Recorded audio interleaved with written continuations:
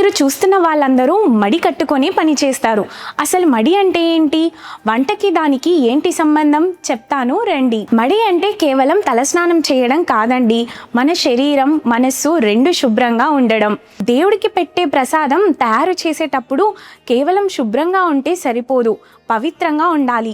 అందుకే నివేదనలో ఇక్కడ కనిపిస్తున్న వారందరూ బ్రాహ్మణులే.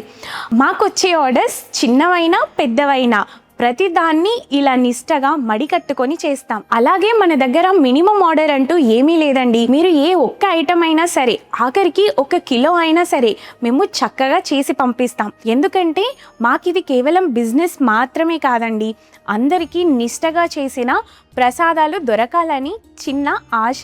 మీరు కూడా ఆర్డర్ చేసుకోవడానికి ఈ నెంబర్కి వాట్సాప్ చేయండి.